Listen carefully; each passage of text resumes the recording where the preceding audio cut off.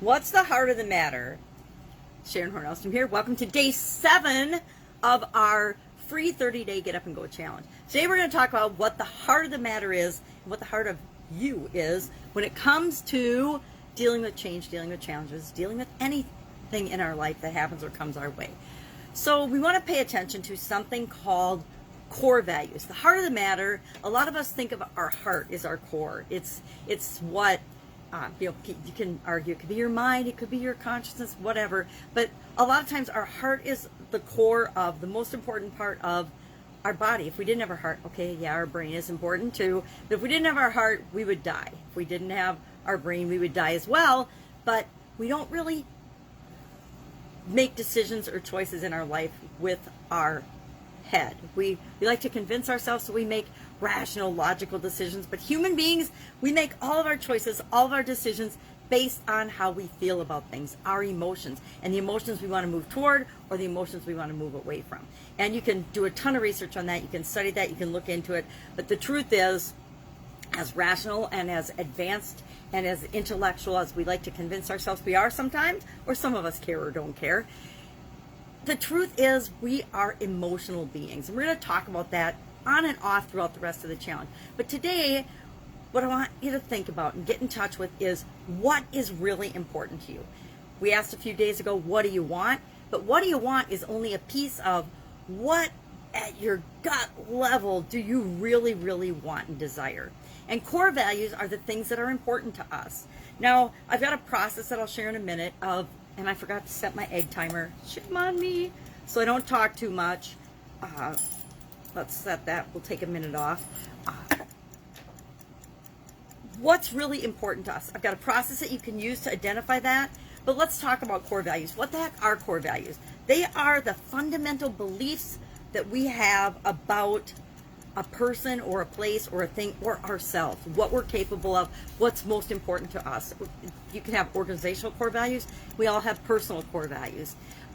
It helps us to decide. It helps us to make decisions, really. And it helps, core values help us to determine what's right or wrong. Because guess what? What's right or wrong for me might not be right or wrong for someone else. My sister might have a different opinion of what's right and okay and acceptable behavior that's different than what I would consider as right or okay or acceptable behavior. And just on certain topics, right? We all have opinions and varying degrees of definition of everything.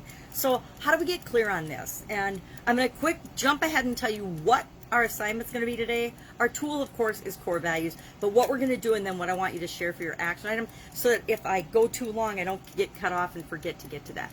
So number 1, we're going to talk about our core values. I'm going to give you some examples of core values and a process that you can use to identify your core values if you've never done this before or if you're not clear on what's really important to you. Now, I've done this a lot of times and I still struggle with really clearly identifying my core values.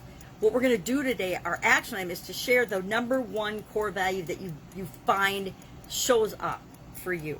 Now, what I did and started doing as part of this challenge, instead of just having 1 core value, I allow myself to pick 1 per area. So, for example, last challenge in April, this is what my core values were for each area. So physical, it was well-being. Mental, it was continuous improvement. Emotional, it was gratitude. Spiritual, it was that we're all connected, all one, and it's important to be myself, be me. For financial, it was abundance. For relationships, it was love. For contribution, it was to give value, provide value to other people in the world. For communication, I put listen, understand, and clarify, which is going to get some work this time. And then for confidence, I put just, confidence, to be confident, to improve my confidence. And so confident was the word I picked. So I actually cheat and put 1 for each one as I'm doing this exercise. Because as I read, I'll share some of a list of some of the possible things that you could have as on your list of core values. And then when we want to boil that all down to 1, mine always boils down to love or some kind of continuous improvement and growth and becoming and being myself. So that gives you an idea. But I do that because there's so many different possibilities for core beliefs. And let's talk about the process, then I'll list off a bunch of examples until I run out of time. So what's a process that you can use to get in touch with your core beliefs, what's really important to you. Well, number one, write down your values. Write down things that are important to you. Is it freedom? Is it integrity? Is it honesty? Is it trustworthiness? Is it love? Is it awesome relationships? Is it great communication skills? Whatever it is for you. Is it adventure? Is it excitement? Is it curiosity? Is it respect? Is it whatever is important to you? Hey, it's really important that people respect me. Or hey, it's really important that I clearly communicate what I'm trying to communicate. That's why I'm working on that this year, so I get better and better and better at it, so people really understand what it is that I'm trying to share. Then step two, consider people that you admire and role models. What are some of the things that they demonstrate that you're attracted to? Number three, consider your experiences. What experiences have you had that have helped you to understand or see what things are important to you? Maybe honesty and integrity is really important to you, and you've been involved with people that were honest and dishonest, and you didn't like the way it felt when people were dishonest with you, and you love the way it feels when people are honest with you. So honesty is a big one for you.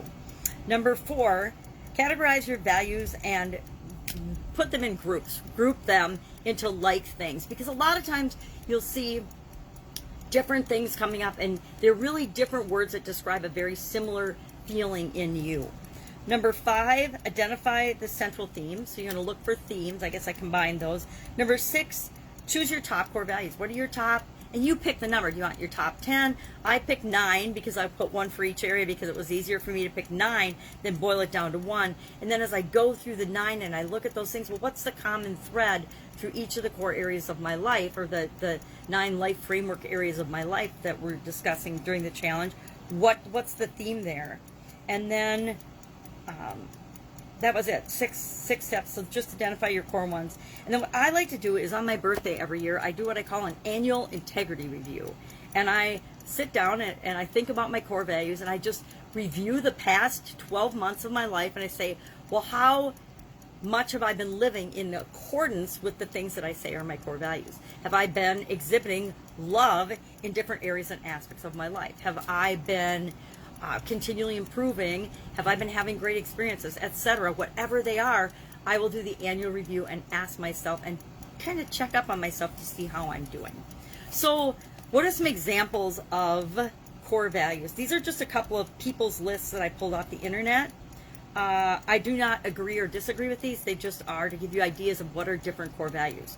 Number one, hope, service, responsibility, faith, honor, trust, freedom, and honesty.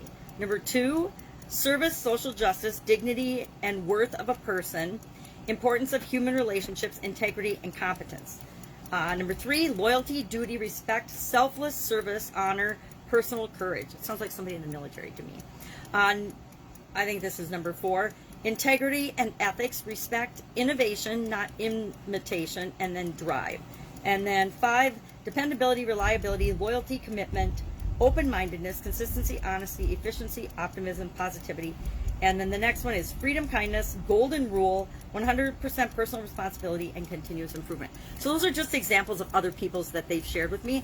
So what are some, and if you're struggling with, well, what are core values, just Google core values and you'll get lists and lists and lists. I've got a huge list of core values here I was going to read to you, but I think we are short on time.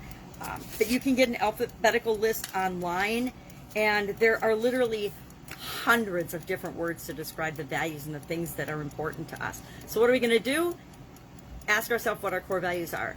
If you want to be like me, identify one for each of the 9 areas: physical, mental, emotional, spiritual, financial, relationships, contribution, communication, and confidence. Pick one for each of those, and then look at that for the themes and the core, and to get down to one core value, and then share in the comments below your one core value. Questions about this, hit me up in the comments below. Otherwise, I will be with you tomorrow, and we're going to move into change reaction. Have an awesome day, and I'll see you tomorrow. Bye.